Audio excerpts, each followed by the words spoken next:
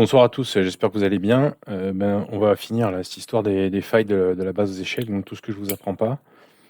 Je ferai peut-être un récap une fois, mais clairement, voilà, j'essaie de vous donner des dans ces vidéos-là, là, vous pouvez les revoir, j'essaie de vous expliquer pourquoi je vous apprends pas ces choses-là. En tout cas, j'en parle pas ou j'estime que ça fait pas partie de la base aux échecs et je vous donne des éléments chaque fois. Donc par exemple, je parle pas des finales parce que c'est trop compliqué, mais malgré tout, dans la vidéo sur les finales, je vous ai montré quand même pas mal de choses. Pareil sur les clouages et cetera. Donc là, on va parler des mouvements de pion.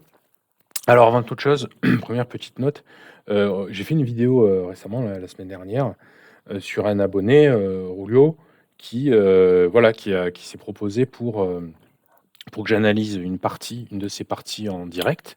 Si ça vous dit, contactez-moi, n'hésitez pas, hein, vous me contactez sur le Discord et puis, voilà, je vous envoie un lien Zoom, vous me donnez un rendez-vous, je vous envoie un lien Zoom et voilà, ça vous prend une petite demi-heure et puis on discute un peu de votre partie, vous me montrez n'importe quelle partie, on discute un petit peu de votre partie et puis après j'enregistre l'analyse et vos réponses et vos questions et cetera. Donc ça peut être intéressant, donc n'hésitez pas, hein, franchement si ça vous dit, n'hésitez pas. Pareil, j'ai plus beaucoup de monde qui me contacte sur Chesscom pour faire des parties en différé, mais si ça vous intéresse, rappelez-vous, hein, vous me contactez, c'est, JONELYT, mon pseudo, JONELYT et puis vous me challengez et puis on se fait ça, hein, OK? Alors les mouvements de pion, alors déjà pourquoi j'en parle pas? Parce que c'est, encore une fois, empiriquement, ce que j'ai remarqué, alors de mon expérience et de ce que j'ai remarqué, pendant le road ou quand je jouais avec vous, c'est que c'est pas quelque chose qui est, c'est subtil, en fait. Voilà, c'est subtil. Quand on commence les échecs et quand on en est à regarder, tiens, qu'est-ce qui est attaqué? Qu'est-ce qui est pas attaqué? Les pions, c'est pas ou comment doivent être les pions ou les structures de pions, les choses comme ça, c'est des choses, je trouve, évoluées, en tout cas, qui sont pas, pour moi, de l'ordre du débutant et je trouve que ça sert pas forcément. Moi, je vous ai donné des éléments quand même. Je vous ai donné des éléments, je vous ai pas parlé de la prise du centre, mais je vous ai dit, par exemple, au début, si vous pouvez pousser, E4 et D4 ou, 5 et D5 pour les noirs, faites-le. Vous voyez? Ce genre de truc. Mais moi, à chaque fois, je vous dis: «Attention, c'est attaqué, il faut le défendre». C'est ça que j'essaie de vous dire au début, développez vos pièces. Donc comme au début, je vous dis de développer vos pièces, en fait, par conséquent, je ne vous dis pas de faire des plans du style où je pousse mes pions, comme ça, n'importe comment. Donc ça, c'est la première chose. Dans l'ouverture, je sais plus où c'est que j'avais lu, mais j'avais lu qu'il fallait faire un, 2 coups de pion, peut-être 3, mais en théorie, c'est ça, quoi. D'accord? Faut essayer d'éviter les coups de pion qui servent à rien. Vaut mieux développer et jouer ses pièces. En milieu de partie, qu'est-ce que c'est qui va vous arriver? Ce qui va vous arriver, c'est que souvent, vous allez utiliser les pions dans 3 cas, je pense. Un, parce que vous savez pas quoi faire et quand vous savez pas quoi faire, vous bougez un pion. Ça, c'est le pire des cas. Ne bouchez des pions que si vous savez pourquoi vous le bougez. Mais ne faites jamais des pions. Et c'est vaut mieux replacer une pièce, arranger une pièce, arranger vos pièces, arranger votre jeu que de pousser un pion. Ça, c'est le pire des cas. Vous faites des coups de pion parce que vous savez pas quoi faire. 2, vous faites des coups de pion pour repousser des pièces, donc ça peut être une bonne idée. Mais attention, il faut pas que ça se fasse, ça peut affaiblir aussi, notamment les pions qui sont devant le roc. Il faut éviter de les bouger. Si vous avez pas mieux à faire, bougez-les. Mais idéalement, vous voyez là, mon roc, il est parfait. En fait, tant qu'il n'est pas avancé, si j'ai ça, il va avoir des accroches, il va avoir des sacrifices. Pareil, si j'ai ça, s'il échange les fous blancs, il va affaiblir la case blanche, il peut se passer des trucs sur mon roi avec un cheval, une dame. Donc, il faut éviter de jouer des coups de pion devant le roi. Éviter de jouer des coups de pion qui servent à rien de manière générale, mais surtout devant le roi. Ok. Et troisième cas pour lesquels vous pouvez bouger des pions, je dirais, parce qu'il y a des tensions. Parce qu'il y a des tensions. Par exemple, alors on va attendre qu'il y ait une tension qui arrive, on va voir, on va continuer à se développer tranquillement. Je propose un pion. Alors je dis pas qu'il faut pas qu'il prenne, mais je pense que c'est dangereux de prendre. Il devrait trouver autre chose que ça.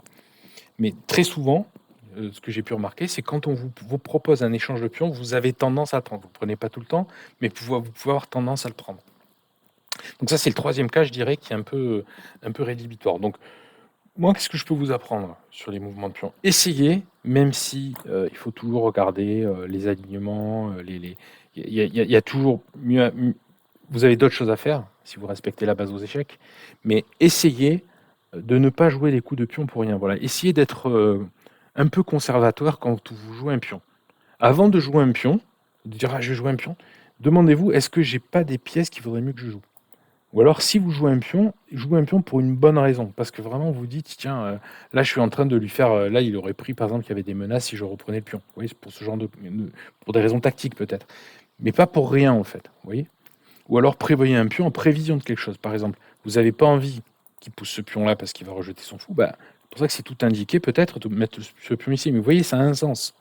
Ça a un sens. Vous ne le faites pas pour rien. Ça active la tour et en plus ça protège un peu cette case. Donc là sur ça, bon bien sûr il faut calculer, mais il va y avoir il va se passer des trucs.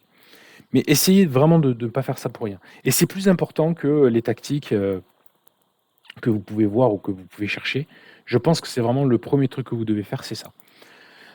Donc là, il y a une tension, par exemple. Qu'est-ce que vous feriez dans ce cas-là? Je ne sais pas, mais je suis prêt à parier, peut-être que je me trompe, mais je suis prêt à parier que vous allez résoudre cette tension d'une manière ou d'une autre. Soit vous allez essayer de manger, ce qui n'est pas forcément une mauvaise idée. D'ailleurs, il y a une tactique là, hein. Si je mange, je remange, échec, prise, dame prend, tour prend, et je reprends la pièce ici. Donc à la fin, j'ai un pion de plus. Ça fait beaucoup de mouvements pour un pion de plus, hein. Donc on va oublier cette tactique tout de suite.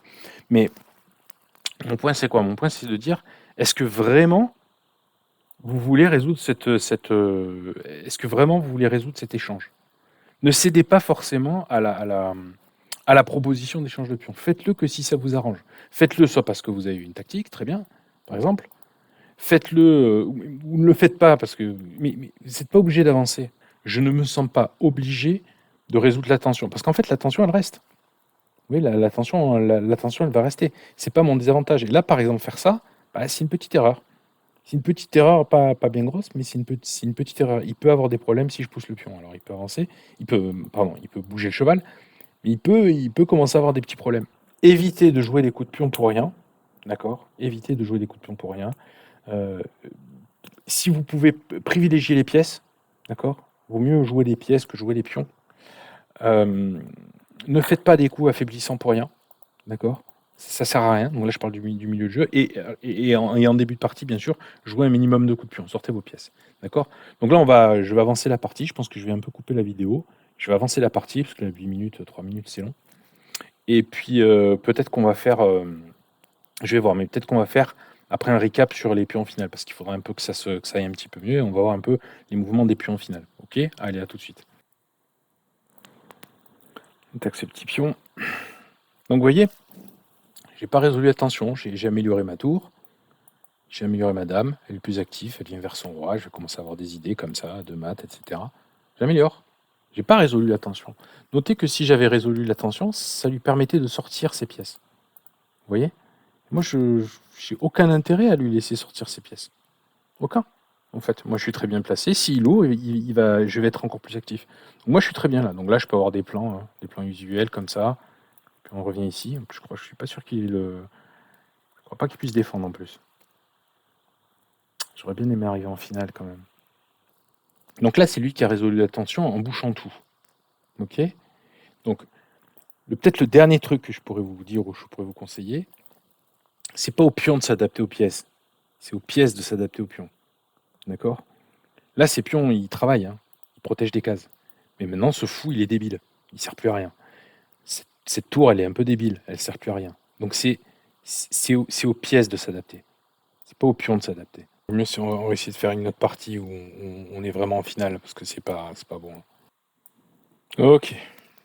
Alors. Maintenant, on est en finale. D'accord? Égalité de matériel, et les rois deviennent utiles. Alors, égalité de matériel, 1, 2, 3, 4, 1, 2, 3, 4, 5, il a un petit pion d'avance. Ok? D'ailleurs, je lui laisse. Alors, premier truc. Les tours, c'est les pièces les plus actives en finale, dans ce genre de cas. Donc, cette tour, elle n'est pas assez active, cette tour, elle est très active. Ok? Donc, pourquoi les pions en finale, là, c'est plus pareil? C'est parce que maintenant, il faut commencer à les regarder vraiment différemment, comme des énormes menaces. Comme on a vu plusieurs fois, il faut voir les pions passer. Les pions passés, là, pour l'instant, il n'y en a pas. Les pions passés, il faut les avancer. Donc là, en finale, ce que je vous ai dit de ne pas utiliser, de ne pas trop pousser les pions, en tout cas de les faire pour une bonne raison. Là, la bonne raison, ça devient de les faire passer, de les amener à dame. Donc les pions passés, il faut les avancer. Mais il faut voir ça comme un investissement. Plus un pion est avancé, plus vous avez investi des coups, vous avez investi du temps pour l'avancer. Donc plus il est dangereux, mais plus il est précieux aussi, plus il faut le protéger. Donc il faut éviter d'avancer un pion trop longtemps qui après va se faire bouffer. Ça, c'est le pire des cas. D'accord? Donc quand vous avancez des pions, c'est un peu un pari. C'est un peu vous misez. Vous dites celui-là, j'estime qu'il a une bonne chance, etc. Première chose, les pions passés. Deuxième chose, c'est les pions attaqués, quoi. Là, par contre, ça va faire très très mal si vous n'arrivez pas à défendre vos pions. Ce pion-là, il est indéfendable. Je ne peux pas ramener le cheval, je me le fais bouffer. Pour intercepter la tour, je me fais bouffer. Je ne peux pas amener le roi. Là, mon roi, il est complètement cloué. Donc, malheureusement, je dois faire avec. Mais si je le bouge, il y a le pion derrière qui saute. Donc c'est vraiment pas un bon c'est vraiment pas un bon cas du tout, ça. Là, se perdre des pions comme ça, c'est pas un bon cas du tout. Mais au moins j'évite. Voilà, il prend ce pion-là, mais je lui évite de se faire trop vite des pions passés parce que je tiens encore tous ces pions. J'ai que 2 pions, mais les 4 pions là ici, ils sont pas passés. Ok. Alors il faut que j'active ma tour. Et que j'essaie d'attaquer ces pions si je peux. Si je peux pas, tant pis. Si je peux, tant mieux. Mais faut que j'essaie. Donc ça, c'est pas une bonne manière d'activer sa tour. Donc est-ce qu'il a des pions faibles? Ben non, hein. Il n'a pas des pions, et ses pions les plus arriérés, ils sont tous très bien défendus. Donc bah ça va être difficile pour moi de faire quoi que ce soit. Ok. Par contre, je peux essayer de boucher son roi, mais pareil, moi, mon roi, moi, il est bouché. Donc c'est pas. J'ai aucun intérêt à bouger un pion, quel qu'il soit. Aucun intérêt. Non seulement il a perdu un pion, alors c'est pas trop grave, il lui en reste, mais il m'a fait un pion passé. Seul pion passé du jeu. Ok. Donc lui, s'il était censé, ça devrait être sa menace principale. Il faut très vite qu'il vienne le protéger, d'une manière ou d'une autre. C'est ce que je ferais en tout cas, ou que j'essaierai de faire à sa place. Ok, donc ça c'est une idée, de se faire un peu des pions passés, ça c'est une bonne idée, c'est toujours une bonne idée. J'en profite pour déloger sa tour. Vous voyez à quel point le roi c'est actif. Alors il est pourri ce roi. Ce roi il est tout pourri, mais bah, ça joue. Hein. Le roi en finale ça joue. Là ça lui enlève la tour, il contrôle plus le pion et je vais pouvoir commencer à penser à avancer mon pion gentiment. Ah ouais, mais ça va pas, ça. Là tu me donnes une tour là. Il a beaucoup de pions. Est-ce que ça je peux le protéger? Ben non, je peux pas le protéger malheureusement. Malheureusement pour moi, peut-être par derrière non plus. Ça va être difficile. Peut-être que je peux contre-attaquer sur ce pion-là qui est faible, comme ça, puis comme ça. Mais il peut pas. Plus il a de pions passés, plus c'est dangereux pour moi. Hein. C'est mon pion passé que je dois promouvoir. Et lui, les siens, il faut que je les stoppe. Pour l'instant, il n'en a qu'un seul. Je vais arriver à bloquer, mais là, très vite, il va prendre ce pion. C'est pas. Ça peut pas être bon. D'accord? Donc, on va commencer comme ça. On va se concentrer sur le plus dangereux d'abord. Ah oui, mais non, moi, je vais pas te laisser faire. Ok. Attention, je suis toujours dans la boîte du pion. Ah, lui, il va faire pareil, il va essayer de danser comme ça. Et moi, je vais profiter de ces temps-là où il danse un peu pour avancer mon pion. Alors là, regardez, je me jette pas pour dans cette situation. Alors regardez, je me jette pas pour pousser ce pion, parce que je vous rappelle que le pion passé, c'est la case de fin qu'il faut couvrir. C'est cette case-là qu'il faut couvrir. Si je pousse là, bah, la case de fin, elle est toujours pas la case de promotion, elle est toujours pas couverte. Hein. Donc lui, il va venir gentiment ici. Donc là, comment je peux essayer de faire? Bah, si je fais ça, il vient, il couvre tout. Si je pousse, il vient, il couvre tout. Je peux rien faire. Soit j'amène mon roi, gentiment, pour essayer de prendre des cases, soit je peux pas vraiment bouger.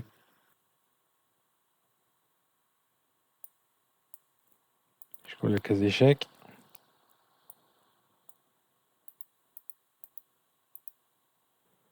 Pas mal ça.